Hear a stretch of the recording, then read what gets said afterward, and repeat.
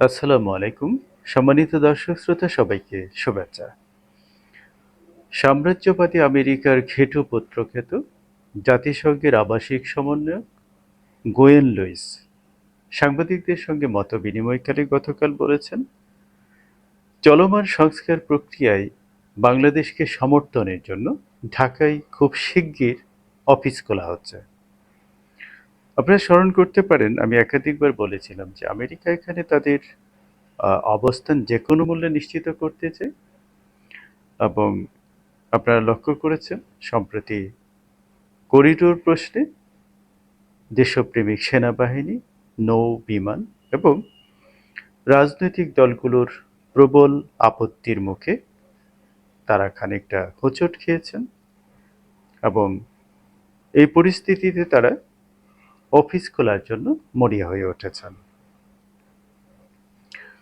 আপনারা জেনে থাকবেন, আমেরিকা যখন কোনো কিছু বাস্তবায়ন করতে চায় তখন তারা জাতিসংঘকে সামনে ঠেলে দেন এবং পেছন থেকে তারা খেলে থাকেন। এটা তাদের পুরনো কৌশল।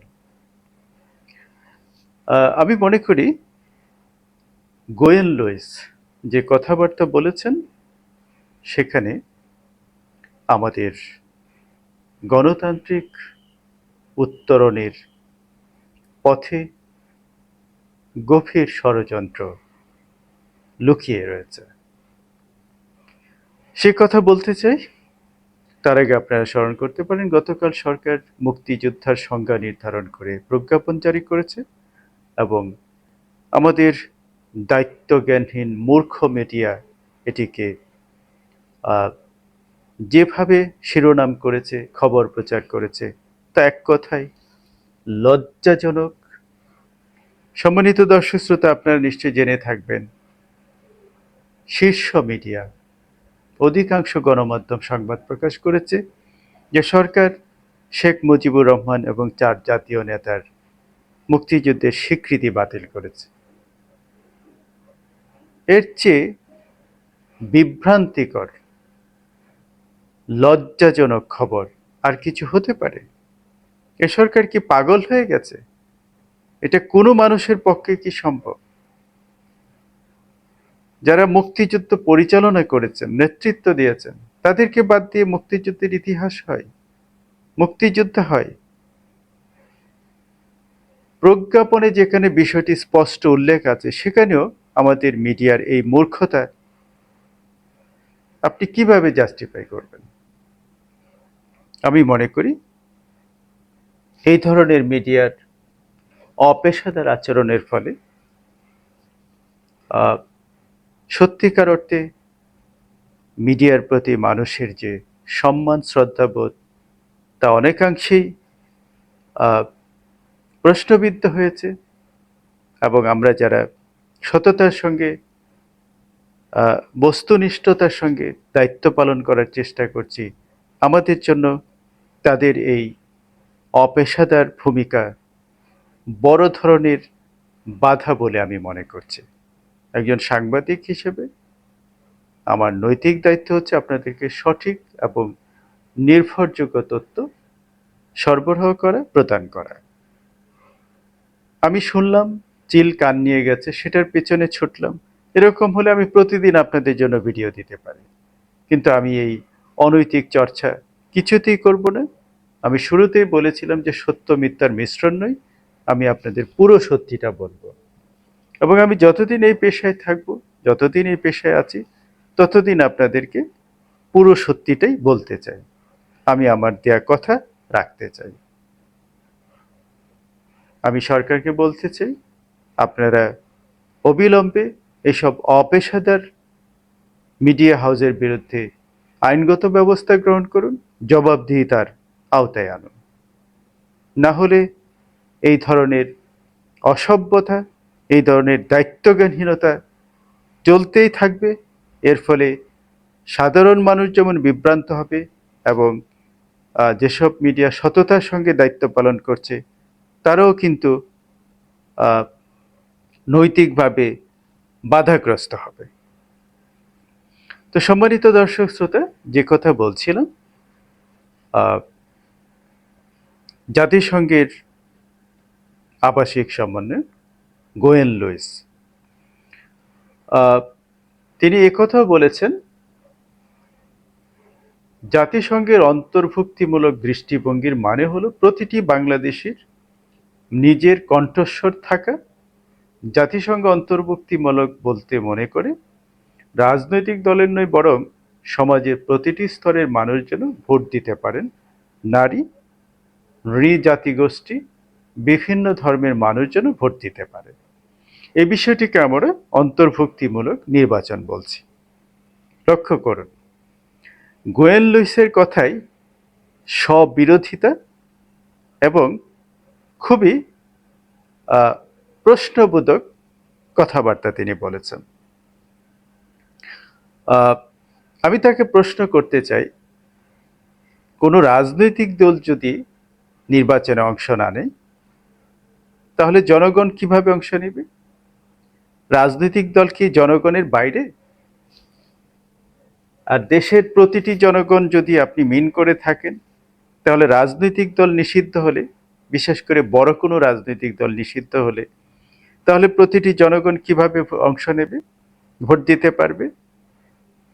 এখন ধরুন আওয়ামী লীগকে নিষিদ্ধ করা হয়েছে, বিএনপি বাদ দিলে বাংলাদেশের বাকি সমস্ত দলগুলো মিলেও কি সেই সমান জনসমর্থন আছে?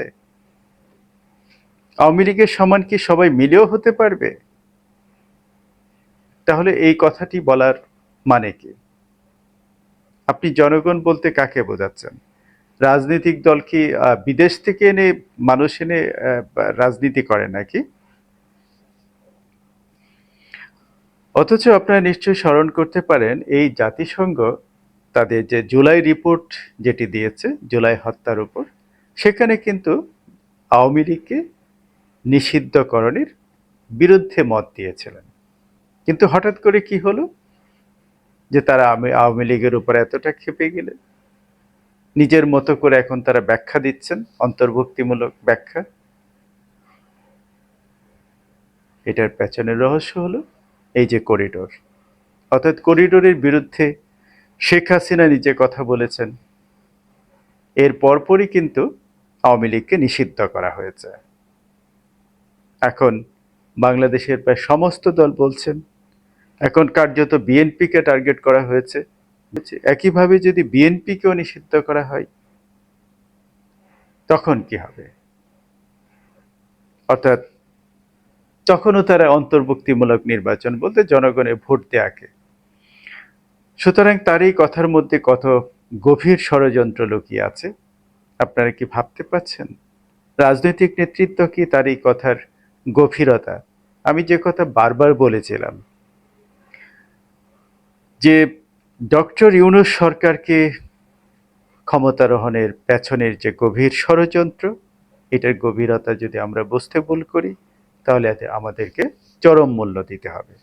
সম্ভবত আমাদের রাজনৈতিক নেতৃত্ব, আমরা যারা জনগণ আছি, আমরা এখনো সেই ষড়যন্ত্রের গভীরতা বুঝতে পারিনি। ফলে আমাদের এই ব্যর্থতার, উপলব্ধির ব্যর্থতার এবং দুর্বলতার সুযোগে তারা কিন্তু একের পর এক গুটি চাল দিচ্ছে এবং খেলে যাচ্ছে। যতক্ষণ পর্যন্ত তারা তাদের দীর্ঘদিনের লালিত স্বপ্ন, উদ্দেশ্য, আদর্শ বাস্তবায়ন না করতে পারবেন, তারা কিন্তু সহজে আপনার আমার পিছু ছাড়বেন না, বাংলাদেশের পিছু ছাড়বেন না। একথা আমি নিঃসন্দেহে বলতে পারি। আপনারা যারা আমার প্রথম ভিডিও দেখেছিলেন, সেখানে আমি বলেছিলাম যে ডক্টর ইউনূস এবং তার শিষ্যরা সহজে হাল ছেড়ে দেবেন একথা মনে করার কোনো কারণ নেই। তারা বহু দূর পর্যন্ত যাবেন। আপনারা যারা দেখেননি, আমার প্রথম ভিডিওটি আপনারা দেখে নেবেন, যেটি আমি 10 ডিসেম্বর 2024 সালে করেছিলাম। সম্মানিত দর্শক শ্রোতা, এই জাতিসংঘের এই অফিস খোলার বিষয়ে আপনারা নিশ্চয়ই স্মরণ করতে পারেন, গত অক্টোবরে জাতিসংঘের মানবাধিকার কমিশনের প্রধান মিস্টার ভলকার তুর্ক এসেছিলেন এবং তখন সমাজ কল্যাণ উপদেষ্টা শারমিন মুর্শিদ এই জাতিসংঘের অফিস খোলার বিষয়টি সামনে এনেছিলেন। সে সময় আহ, হেফাজতে ইসলাম খুবই চমৎকার, উঁচু মানের, অত্যন্ত সময় উপযোগী এবং খুবই গুরুত্বপূর্ণ একটি বিবৃতি প্রদান করেছিল। আপনাদের জন্য আমি সেই বিবৃতির গুরুত্বপূর্ণ অংশটি পড়ে শোনাতে চাই। আহ, হেফাজতে ইসলামের আমির এবং মহাসচিব বিবৃতিতে বলেছিলেন, দেশে ফ্যাসিস্ট শেখ হাসিনার আমল জুড়ে অজস্র মানবাধিকার লঙ্ঘনের ঘটনা ঘটেছিল। গুম, খুন ছাড়াও বিডিআর হত্যা, ২০১৩ সালের ৫ মে শাপলা চত্বরের গণহত্যার পরেও নির্বিঘ্নে স্বৈরাচারী শাসন কায়েম রাখতে পেরেছিলেন শেখ হাসিনা। পর্যাপ্ত তথ্য প্রমাণ থাকা সত্ত্বেও তার সরকারের বিরুদ্ধে কোনো উল্লেখযোগ্য পদক্ষেপ নিতে পারেনি জাতিসংঘ। উল্টো গত বছরের নভেম্বরে জাতিসংঘের বিশ্ব স্বাস্থ্য সংস্থার আঞ্চলিক পরিচালক হিসেবে স্বৈরাচারী শেখ হাসিনার কন্যা সাইমা ওয়াজেদ পুতুলকে সব প্রতিবাদ উপেক্ষা করে নিয়োগ দেওয়া হয়। তাই এমন দায়িত্বজ্ঞানহীন কাগজে মানবাধিকার সংস্থার অফিস ঢাকায় হোক, তা দেশের জনগণ চায় না। হেফাজত আরও বলেছিল, জাতিসংঘের মানবাধিকার সম্পর্কিত নীতিতে সমকামীদের অধিকারের বিষয়টি অগ্রাধিকারপ্রাপ্ত, কিন্তু বাংলাদেশে মুসলিম অধ্যুষিত রাষ্ট্র হওয়ায় এদেশে সমকামিতা শুধু ধর্মীয় ও সামাজিকভাবে নিষিদ্ধই নয়, রাষ্ট্রীয় আইনেও দণ্ডনীয় অপরাধ। তারা আরও বলেন, উত্তরাধিকার সম্পত্তি বন্টনে তাদের নারী পুরুষ সম অধিকার ও সার্বজনীন যৌন শিক্ষার ইস্যুগুলো ইসলামের সঙ্গে সরাসরি সাংঘর্ষিক। পার্বত্য চট্টগ্রাম নিয়ে খ্রিস্টান রাজ্য বানানোর আন্তর্জাতিক ষড়যন্ত্র উদ্বেগের বিষয়। সন্ত্রাসীরা পার্বত্য চট্টগ্রামে যে সন্ত্রাসবাদ দুঃখিত সন্ত্রাসীরা পার্বত্য চট্টগ্রামে যে সন্ত্রাসবাদ ও অশান্তির দাবানল সৃষ্টি করেছে তা রাষ্ট্রদ্রোহের শামিল। এমনকি পার্বত্য চট্টগ্রামে ৩৮,০০০ বাঙালি হত্যার দায় অবশ্যই সন্ত্রাসীদের নিতে হবে। কিন্তু জাতিসংঘ তাদের ব্যাপারে কোনো পদক্ষেপ না নিয়ে মানবাধিকার লঙ্ঘনের অভিযোগে অভিযুক্ত সন্ত্রাসীদের পক্ষে বক্তব্য বিবৃতি দিয়েছে। হেফাজত আরও বলেছে, ঢাকায় তাদের অফিস খুলতে দেওয়ার সিদ্ধান্ত চরম আত্মঘাতী হবে। নতুন করে বাংলাদেশে অস্থিতিশীলতা তৈরি হোক এবং তাতে অন্তর্বর্তী সরকার আরও দুর্বল হয়ে পড়ুক, তা আমরা চাই না। সম্মানিত দর্শক শ্রোতা, কি বুঝলেন? এই বিবৃতিটি ৩১ অক্টোবর হেফাজত ইসলামের তরফ থেকে দেওয়া হয়েছিল এবং আমি মনে করি তাদের বিবৃতির প্রতিটা শব্দ, প্রতিটা বাক্য অত্যন্ত সময়োপযোগী এবং বাস্তবসম্মত। কারণ আমাদের শিক্ষা, সংস্কৃতি এবং জাতিসত্তার সঙ্গে জাতিসংঘের যে মানবাধিকার সংস্থার যে অগ্রাধিকারপ্রাপ্ত বিষয়গুলোর সত্যিকার অর্থে সামঞ্জস্যতা নেই। সবচেয়ে বড় কথা হলো, আমাদের সরকার কি এ বিষয়ে সংশ্লিষ্ট স্টেক হোল্ডার কিংবা দেশের মানুষের মতামত নিয়েছেন? এমন একটি গুরুত্বপূর্ণ বিষয়ে তারা সিদ্ধান্ত নিলেন। আপনারা নিশ্চয়ই লক্ষ্য করেছেন, এই সরকার ক্ষমতারোহণের পর থেকেই আপনার আমার যেসব সমস্যা আছে সেসবের দিকে মনোযোগ না দিয়ে বরং তারা পশ্চিমা শক্তি, বিশেষ করে আমেরিকা এবং জাতিসংঘকে কিভাবে খুশি করা যায় সে বিষয়ে তারা খুব বেশি তৎপর।